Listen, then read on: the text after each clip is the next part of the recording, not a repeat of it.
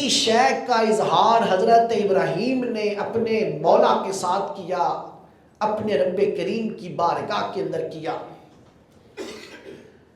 عرض کرتے ہیں باری تعالیٰ تیرا حکم تھا، میں نے گھر تعمیر کر دیا، لیکن اس ویرانے کے اندر اس گھر کو دیکھنے آئے گا کون؟ اس وادی غیر ذی زر کے اندر آئے گا کون؟ کون یہاں آ کے سجدہ کرے گا؟ کون یہاں آ کر اس کو طواف کرے گا، اس کو آباد کرے گا؟ کون تیرا نام یہاں آ کر لے گا؟ تیرے کہنے کے اوپر میں نے اس گھر کو تعمیر تو کر دیا ہے، مولا کیا تعمیر ہی کروانا تھا؟ صرف تعمیر ہی کروانا تھا، اس کو آباد نہیں کرنا، اس کو بسانا نہیں ہے، اس میں سجدہ نہیں کرنا؟ تو اللہ پاک نے حضرت ابراہیم سے کہا کہ ابراہیم کیوں نہیں، صرف تعمیر ہی مقصد نہیں تھی کہ صرف تعمیر کی جاتی، بلکہ مقصد تھا کہ اس کو آباد کیا جائے، اور یہ روئے زمین کے اوپر آنے والے انسانوں کے گناہوں کا کفارہ بنے۔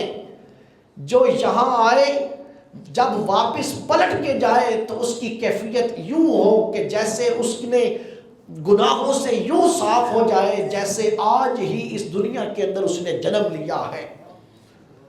کہ یوں ہی صرف تعمیر کرنا ہی مقصد نہ تھا، بلکہ اس کو آباد کرنا بھی مقصد ہے تاکہ لوگوں کی یہ بخشش کا ذریعہ بنے۔ تو باری تعالیٰ آئے گا کون پھر یہاں پر؟ تو حضرت ابراہیم نے کہا، خالق ارض و سما نے کہا کہ ابراہیم جبل ابو قبیس کے اوپر چڑھ جا اور یہاں کھڑے ہو کر آواز دے، وَأَذِّن فِي النَّاسِ، لوگوں میں آواز دے، بِالْحَجِّ یَأْتُوک، آؤ لوگوں اس کے گھر کا، خدا کے گھر کا حج کرو۔ یہ اب جبل ابو قبیس یہ وہی پہاڑ ہے جس کی آپ زیارت کرتے ہیں جب آپ عمرہ مکمل کریں۔ مروہ کی پہاڑی کے اوپر عمرہ مکمل ہو جاتا ہے، مروہ کی پہاڑی سے جب آپ باہر نکلتے ہیں تو سامنے آپ کو حضور کے گھر کا دیدار ہوتا ہے، جسے مولد النبی کہا جاتا ہے۔ مولد النبی آپ کو دکھائی دیتا ہے، وہ سارا ایریا محلہ بنو ہاشم کا تھا، اور وہیں پر ہی اسی گھر کے اندر حضور کی ولادت مبارکہ ہوئی۔ اور اسی پہاڑ، اسی گھر کے پیچھے آپ دیکھیں گے تو ایک پہاڑ دکھائی دے گا جس پہاڑ کو جبل ابو قبیس کہا جاتا ہے۔ یہ وہ پہاڑ تھا جس پہاڑ کے اوپر کھڑے ہو کر حضرت ابراہیم نے آواز دی تھی۔ اور پھر یہ پہاڑ، اس کے اندر پھر ایک اور یاد بھی بنی، آنے والے وقتوں میں ایک اور یاد بھی بنی، اور وہ یاد یہ تھی کہ جب اہل مکہ نے کہا تھا کہ اگر آپ خدا کے سچے نبی ہیں تو یہ چاند کے 2 ٹکڑے کر کے دکھا دیں، تو حضور نبی کریم صلی اللہ علیہ وسلم نے چاند کے 2 ٹکڑے کیے، وہ بھی اسی پہاڑ کے اوپر کھڑے ہو کر کیے۔ دوسری یاد تھی کہ اسی پہاڑ کے اوپر کھڑے ہو کر حضور چاند کے 2 ٹکڑے کرتے ہیں۔ شق قمر کا واقعہ اسی پہاڑ کے اوپر پیش آتا ہے۔ حضرت ابراہیم کھڑے ہوئے اور کہا کہ باری تعالیٰ یہاں پر پہلی فکر یہ تھی کہ اس ویرانے کے اندر تو نے گھر تعمیر کروا دیا ہے، باری تعالیٰ اس کو دیکھنے کون آئے گا؟ اس کے طواف کے لیے کون آئے گا؟ کون یہاں سجدہ کرے گا؟ اللہ پاک نے فرمایا کہ ابراہیم آواز دے، آواز دے، تیری یہ فکر دور ہو جائے گی۔ اب دوسری فکر کہ باری تعالیٰ میں آواز دوں تو میری آواز کہاں تک جائے گی؟ تو حضرت ابراہیم کے اس وہم کو، اس خیال کو بھی اللہ پاک نے دور کیا اور فرمایا کہ ابراہیم تجھے فکر کرنے کی ضرورت نہیں ہے، آواز دینا تیرا کام ہے۔ ماؤں کے رحموں میں اور باپوں کی پشتوں میں اور عالم ارواح کی روحوں تک اور کائنات میں بسنے والے انسانوں کے کانوں تک آواز کو پہنچا دینا مجھ رب کریم کا کام ہے۔ آواز دینی تیرا کام ہے، آواز تو نے دینی ہے۔ تو دوستو پتہ چلا کہ ہر بات کی کیفیات ہم لوگ ہر شے کو مادیت کے اوپر لیتے ہیں، جو چیز دکھائی دیتی ہے اس کے اوپر یقین رکھتے ہیں۔ سب کچھ وہ نہیں ہے جو دکھائی دیتا ہے، کچھ وہ بھی چیزیں ہیں جو دکھائی نہیں دیتی ہیں، جس کا اظہار کبھی معجزے کی صورت میں ہوتا ہے، جس کا اظہار کبھی کرامت کی صورت میں ہوتا ہے۔ ہر شے وہ نہیں جو سامنے دکھائی دے، ہر شے نہیں ہے وہ۔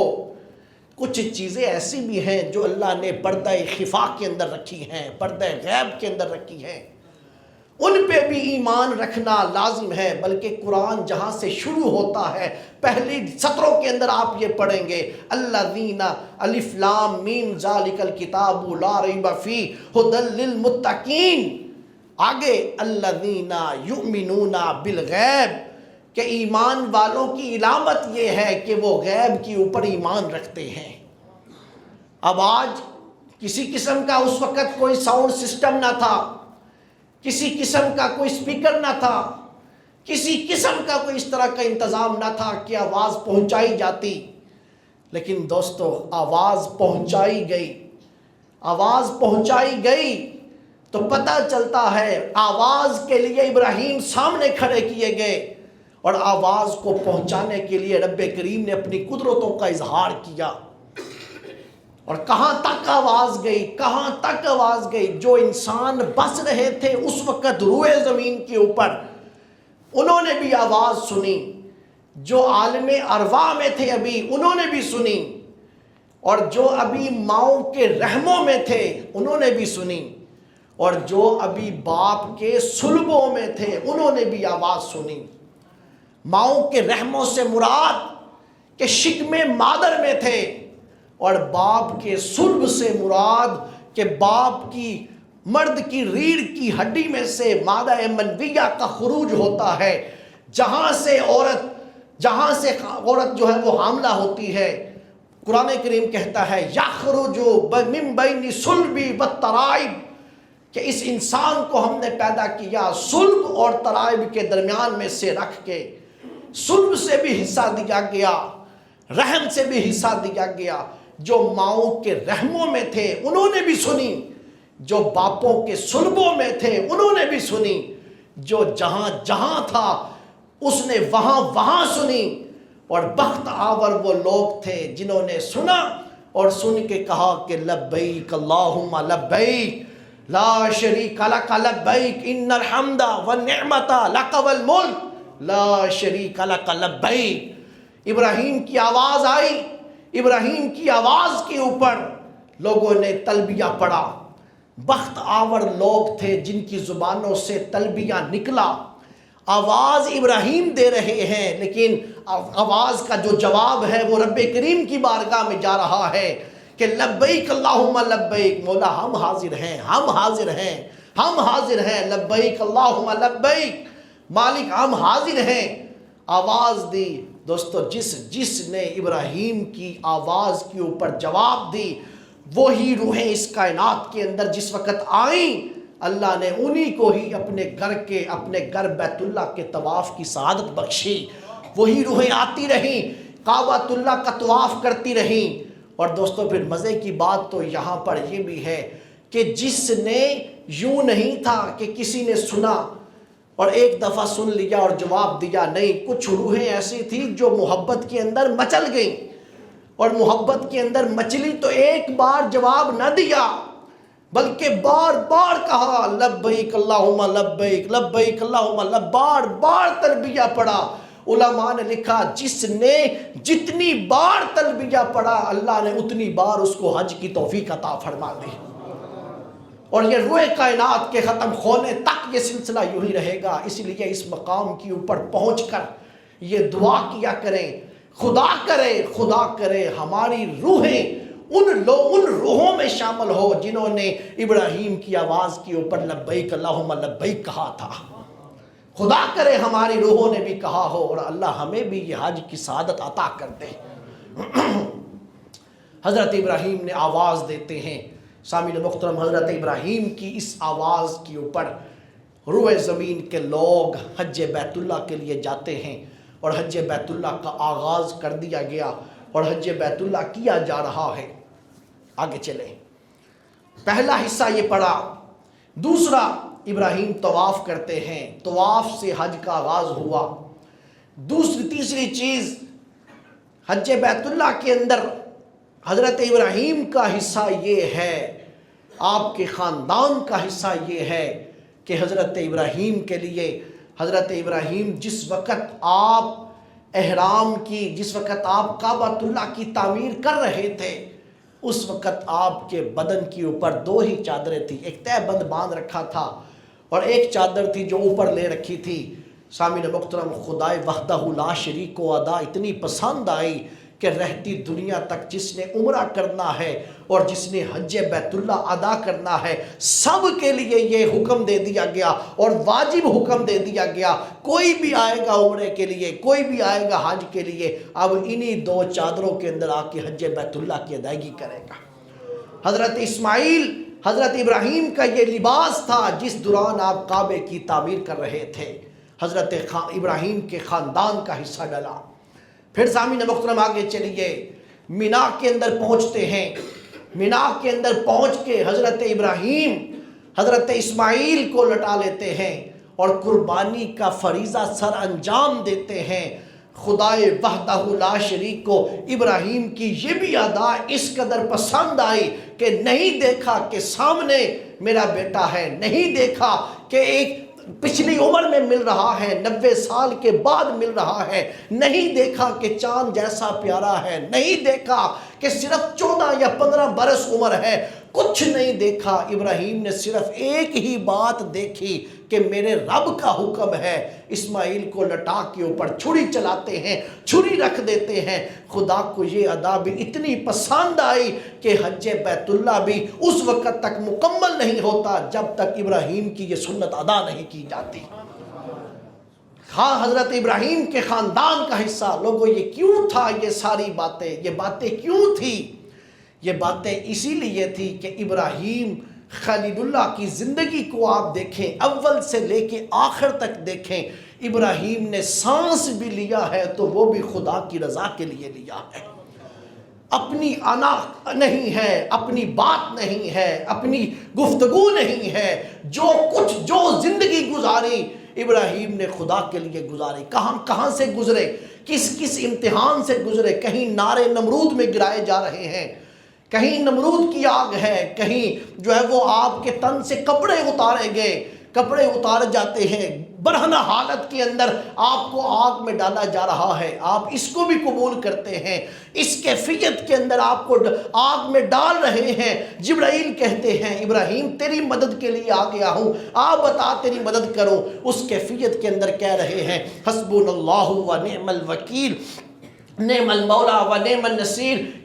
جبرائیل مجھے تیری حاجت نہیں ہے، میرا پروردگار تجھ سے زیادہ میری حالت کو بہتر جاننے والا ہے، بہتر جاننے والا ہے، اس چیز کی بھی پرواہ نہ کی۔ پھر آگے چلتے ہیں، ابراہیم چھوڑ دیتے ہیں اپنا ملک شام کو چھوڑا گیا، وادی غیر ذی زر کے اندر ہاجرہ کو چھوڑ آئے، حضرت اسماعیل کو چھوڑ آئے۔ دوستو، کس کا جگر ہے اتنا، کس کا اتنا حوصلہ ہے؟ چشم تصور کے اندر تو آئیں، خیالوں کے اندر تو جائیں، ایک خیال تو باندھے کہ کون اپنی بیوی کو اور شیر خار بچے کی عمر ابھی دودھ پینے کی عمر ہے، اس حالت کے اندر کون اندھیروں کے اندر اندھیروں کے اندر چھوڑ کے آتا ہے، کون ویرانے کے اندر چھوڑ کے آتا ہے؟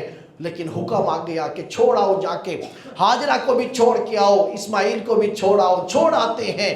سامعین محترم، نہیں کہا مولا کہاں چھوڑ کے آنا ہے، نہیں کہا کب چھوڑ کے آنا ہے، اٹھایا بیٹے کو، اٹھایا اپنی اہلیہ کو اٹھا کر وادی غیر ذی زر کے اندر چلے گئے۔ وہاں جا کر کیفیت دیکھی، پانی کی بوند نہیں ہے، کوئی درخت نہیں ہے جس کے اوپر کوئی پھل لگتا ہو اور اس درخت کا پھل کھا کے گزارا ہو جائے۔ نگاہ ڈالی، کوئی کھیتی نہیں تھی کہ جس کا پھل لگتا ہو وہ کھا کے گزارا ہو جائے، کوئی چیز نہیں ہے، چٹیل میدان ہے۔ سامعین محترم، وہاں پر جس جگہ کے اوپر آج آب زمزم کا کنواں ہے، اس جگہ کے اوپر بٹھایا ہاجرہ کو، اس جگہ کے اوپر بٹھایا اسماعیل کو، بٹھا کے چھوڑ کے چلے گئے اور پیچھے مڑ کے بھی نہیں دیکھا۔ کتابوں میں یہ بات لکھی ہے کہ خدا کے حکم کے اوپر اتنے کاربند تھے، اس قدر کاربند تھے کہ پیچھے مڑ کے بھی نہیں دیکھا کہ کہیں پیچھے مڑ کے دیکھوں تو بیٹے کی شفقت نہ جاگ جائے، کہیں اہلیہ کا رونا یا اہلیہ کی یہ کیفیت مجھے میرے دل کو نرم نہ کر دے۔ اس کیفیت کے اندر گئے، ایک پہاڑ، ایک رستہ طے کر لیا، صفا مروہ سے آگے نکل آئے اور جبل ابی قبیس کی طرف آ گئے کہ اب ہاجرہ نظر نہیں آ رہی، اب اسماعیل نظر نہیں آ رہا، اس جگہ پر آ گئے۔ پیچھے سے ایک بار آواز دی گئی، لوگوں صفا مروہ پہ یوں ہی نہیں دوڑیں لگائی جاتی، صرف اور صرف ابراہیم کا ہی کمال نہ تھا، جیسا کمال ابراہیم کا تھا اللہ نے ویسی ہی اہلیہ بھی عطا کی تھی۔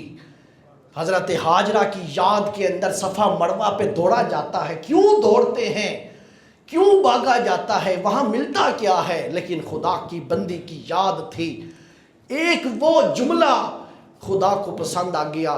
حضرت ہاجرہ نے کہا ابراہیم یہ چند دنوں کی باتیں ہیں، یہ کھجور چند کھجوریں اور تھوڑا سا پانی، ایک وقت آئے گا کہ یہ ختم ہو جائے گا، پھر کس کی آسرے پہ چھوڑ کے جا رہے ہو؟ حضرت ابراہیم نے پیچھے مڑ کے نہیں دیکھا، پیچھے مڑ کے نہیں دیکھا، دیکھ آگے کی طرف رخ ہے، اور آگے کی طرف رخ ہے اور کہہ رہے ہیں ہاجرہ تجھے میں اپنے رب کے آسرے پہ چھوڑ کے جا رہا ہوں۔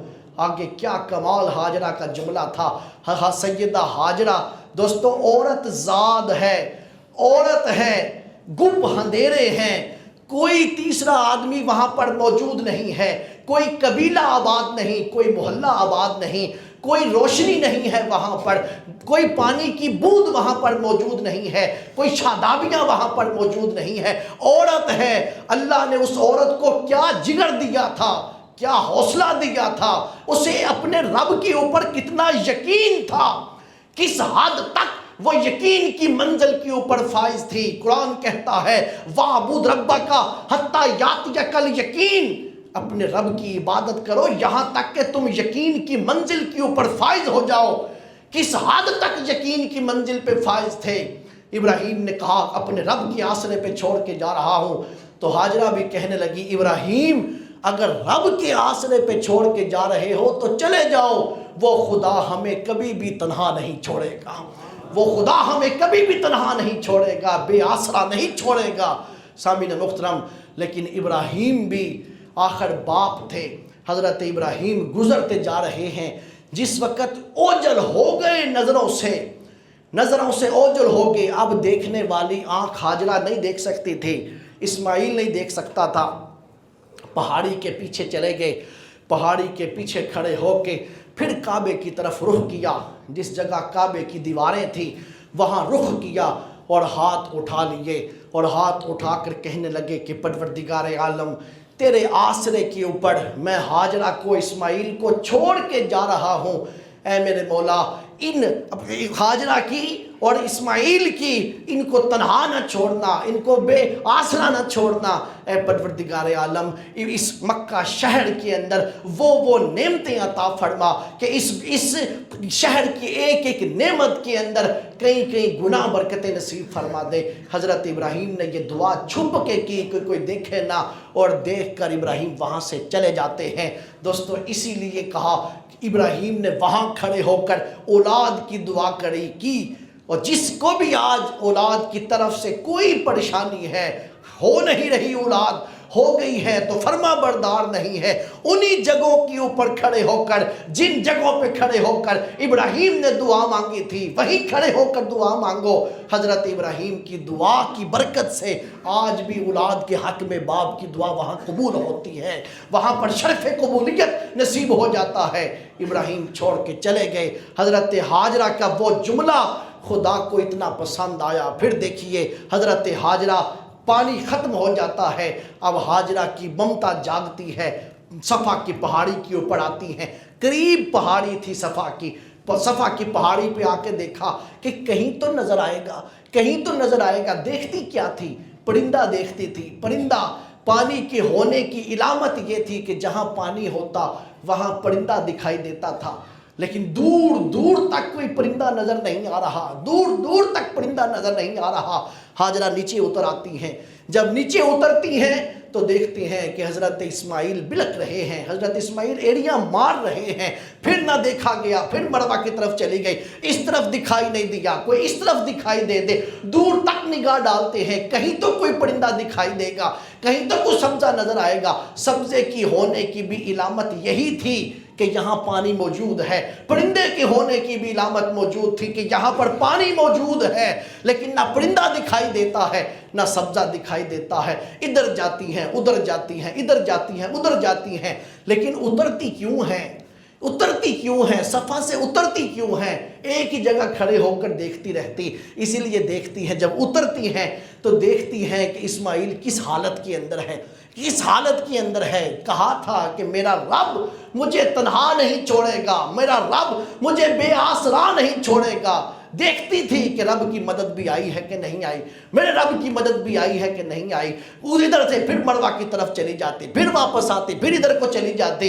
سامعین محترم، 7واں چکر مکمل ہوتا ہے، دور سے چمک دکھائی دیتی ہے۔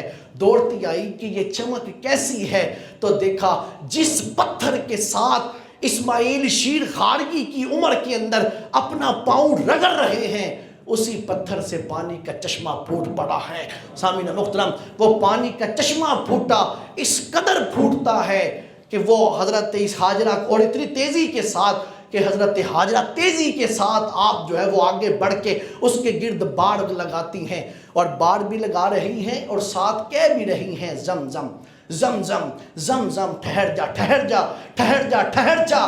حضور فرمایا کرتے تھے اللہ میری اماں ہاجرہ کے اوپر رحم کرے، میری ماں ہاجرہ اس پانی کو یہ نہ کہتی زمزم زمزم ٹھہر جا ٹھہر جا، تو ساری دنیا کے لیے وہی پانی کافی ہو جانا تھا، کسی اور پانی کی حاجت ہی نہیں رہنی تھی اگر میری اماں ہاجرہ یہ نہ کہتی۔ سامعین محترم، اسماعیل کی ایڑیوں سے نکلنے والا پانی آب زمزم بنتا ہے۔ سیدہ ہاجرہ کا وہ جملہ اس انداز کے ساتھ پورا ہوا کہ خدا نے بے آسرا نہ چھوڑا۔ اتنا یقین تو بندے کا اپنے مولا کے اوپر ہونا چاہیے۔ سامعین محترم، جس وقت بندہ یقین کے اس منزل کے اوپر آتا ہے تو رب کریم کی رحمتوں کا دروازہ کھل جاتا ہے۔ ہم انسان بہت کم اس یقین کی منزل پہ آتے ہیں، لیکن جب آتے ہیں تو خدا کی رحمت کے دروازے بھی کھلتے ہیں۔ ہم سے کئی گنا زیادہ یقین کی اس منزل کے اوپر، توکل کی اس منزل کے اوپر پرندے ہیں۔ دوستو، صبح کو نکلتے ہیں اپنے گھونسلوں سے، ان کے پاس کچھ بھی نہیں ہوتا، نہ کوئی MBBS کی ڈگری ہے، نہ کوئی لا کی ڈگری ہے، کسی پرندے نے بھی کام نہیں کیا، کسی پرندے نے میٹرک نہیں کیا، لیکن جب پلٹ کے شام کو واپس لوٹتے ہیں تو اپنا بھی پیٹ بھر کے آتے ہیں، گھونسلے میں جس کو چھوڑ کے جاتے ہیں ان کے لیے بھی اپنا اناج لے کر آتے ہیں۔ لوگوں کس بنیاد کے اوپر جاتے ہیں؟ ہماری بنیادیں، ہماری ڈگریاں بنتی ہیں، ہم لوگ نکلتے ہیں اس بنیاد کے اوپر، میرے پاس ہنر ہے، میرے پاس علم ہے، لیکن وہ جو پرندہ نکلتا ہے وہ کس بنیاد پہ نکلتا ہے؟ وہ اسی بنیاد پہ نکلتا ہے حسبنا اللہ و نعم الوکیل، نعم المولا و نعم النصیر، کہ میرا پروردگار میرا بہترین کار ساز ہے۔ اس توکل کے اس منزل کے اوپر پرندے نکلتے ہیں، رب بھی انہیں خائب و حاضر واپس کبھی بھی نہیں لوٹتا۔ اب دیکھیے دوستو، بات کہیں اور چلی جائے گی۔ حضرت ہاجرہ کا یہ حصہ شامل کر دیا گیا حج کے اندر بھی اور عمرے کے اندر بھی۔ عمرہ بھی مکمل نہیں جب تک صفا مروہ کی دوڑ نہ لگائیں، اور اسی طرح کر کے حج بھی مکمل نہیں جب تک صفا مروہ کے اوپر دوڑ نہ لگائیں۔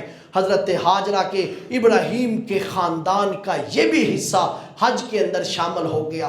کیوں شامل ہو رہا ہے؟ اس لیے شامل ہو رہا ہے کہ ابراہیم نے جو سانس لیا اپنے رب کے لیے لیا، خدا نے بھی ایسا زندہ کیا، ایسا زندہ کیا، صدیاں گزر گئی، زمانے گزر گئے، آج بھی انہی نقشوں کے اوپر، انہی نشانوں کے اوپر حج بھی کیا جا رہا ہے اور عمرہ بھی ادا کیا جا رہا ہے، کہ یہاں جب بندہ اس مقام پہ آتا ہے تو خدا اس کو پھر یوں زندہ کر دیتا ہے۔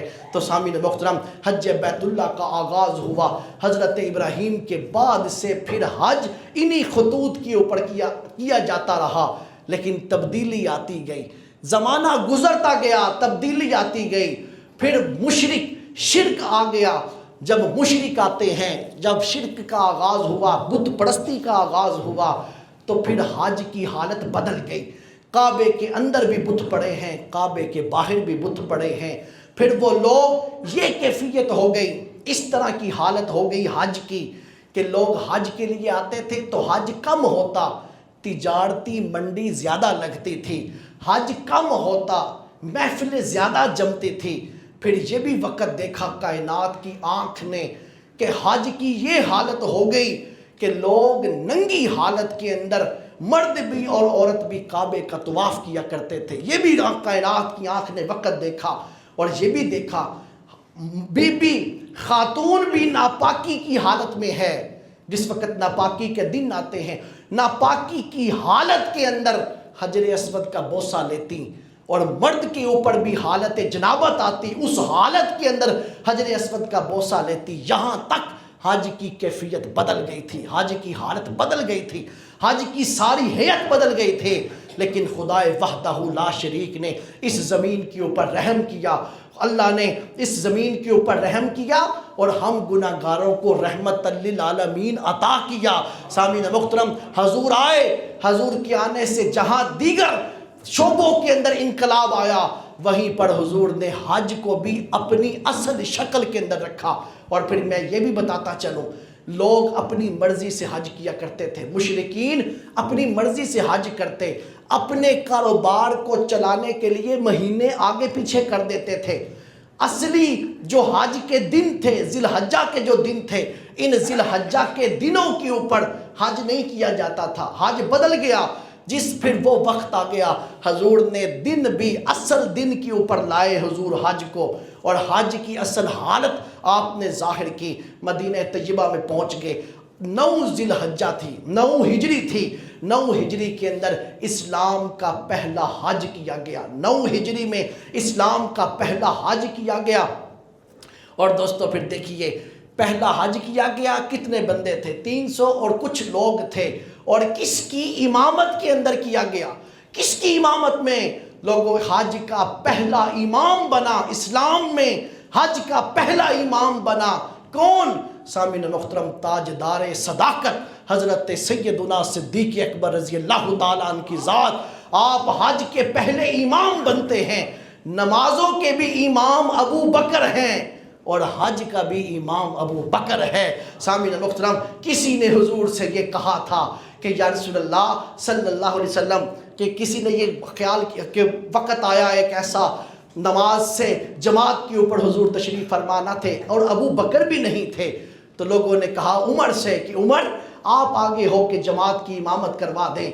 تو حضرت اتنی دیر میں حضور تشریف لائے، حضور نے فرمایا ابو بکر کے ہوتے ہوئے کوئی بھی مصلی امامت کے اوپر کھڑا نہیں ہو سکتا، ابو بکر جب تک موجود ہے ابو بکر ہی مصلی امامت کے اوپر کھڑا ہوگا۔ سامعین محترم، حضرت فاروق اعظم بھی کھڑے نہ ہوئے ابو بکر کے ہوتے ہوئے، حج کا بھی پہلا امام ابو بکر بنے۔ آپ اپنے ساتھیوں کو لے کر چلے گئے، کچھ دیر گزری، اپنے شیر خدا حضرت مولا علی کو بلایا، مولا علی کو بلا کر آپ نے فرمایا علی یہ چند احکامات ہیں، یہ لے جاؤ اور جا کر آپ بھی حضرت ابو بکر کے ساتھ حج کریں۔ حضرت علی پہنچتے ہیں، ابو بکر نے پوچھا علی کیا آپ امام بن کر آئے ہیں؟ علی کہنے لگے امام بن کے نہیں آیا، میں مقتدی بن کے آیا ہوں، آپ امامت کریں گے اور میں آپ کے پیچھے حج بیت اللہ کی ادائیگی کروں گا۔ یہ پہلا حج تھا۔ اس کے بعد آ جاتا ہے اگلا سال جسے 10 ہجری کہا جاتا ہے۔ 10 ہجری کے اندر حضور نے اعلان کر دیا کہ لوگوں آؤ میں حج کے لیے جا رہا ہوں، جس نے میرے ساتھ حج کرنا ہے آؤ میرے ساتھ حج کرو۔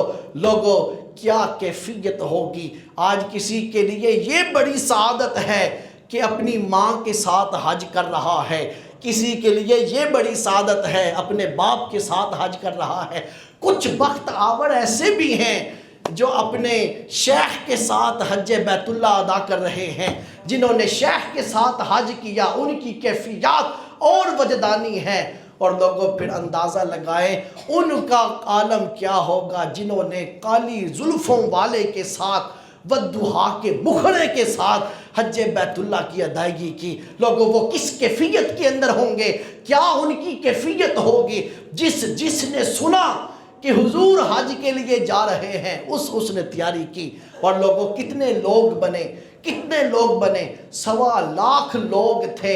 مدینہ طیبہ کے ارد گرد خیمے لگ گئے کہ حضور حج کے لیے جا رہے ہیں، ہم بھی حضور کے ساتھ حج کے لیے روانہ ہوں گے۔ سامعین محترم، حضور نے کیوں اعلان کیا؟ یہ کیوں اعلان کیا کہ میں حج کے لیے جا رہا ہوں، آؤ میرے ساتھ حج کر لو؟ سامعین محترم، 3 وجہ تھی۔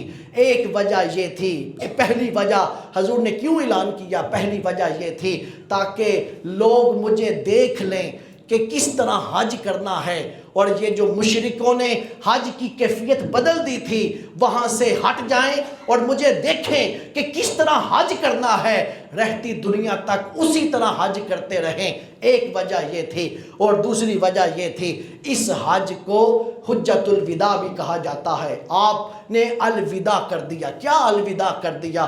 سامعین محترم، یہی وہ حج تھا جو ہجرت کے بعد حضور کا پہلا اور آخری حج تھا۔ اس موقع کے اوپر حضور نے اپنی امت کو الوداع کر دیا۔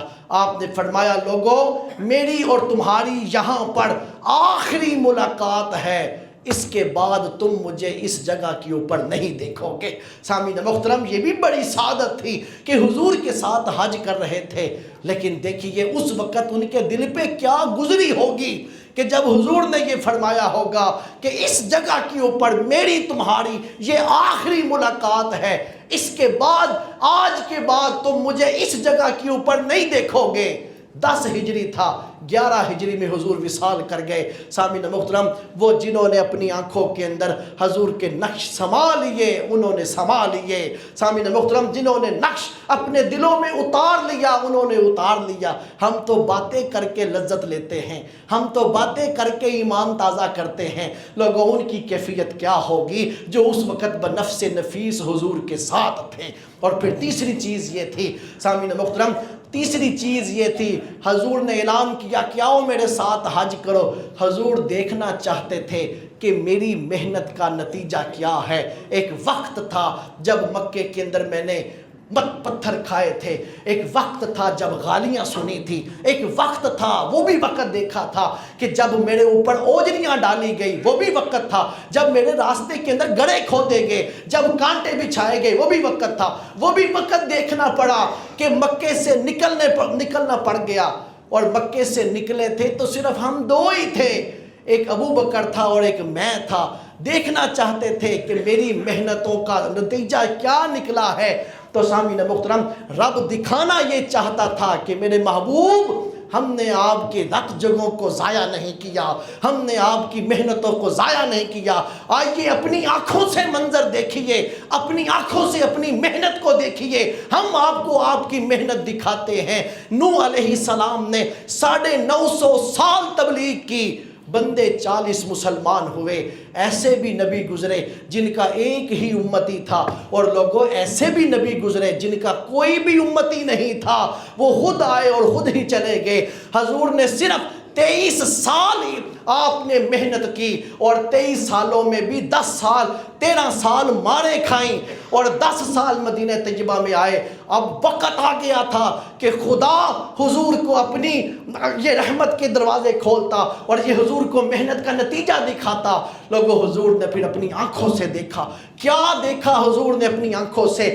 کہ میدان عرفات ہے، میدان عرفات ہے، جہاں جہاں تک نگاہ جا رہی ہے وہاں وہاں تک سفید قبروں پہ ملبوس حضور کے صحابہ دکھائی دے رہے ہیں، حضور کے غلام دکھائی دے رہے ہیں۔ 1 تھے، 2 تھے، 4 تھے، نہیں لوگوں، 1.25 لاکھ صحابہ تھے جنہوں نے حضور کے ساتھ حج بیت اللہ ادا کیا تھا۔ پیچھے کتنے سال تھے؟ پیچھے صرف 23 سال تھے۔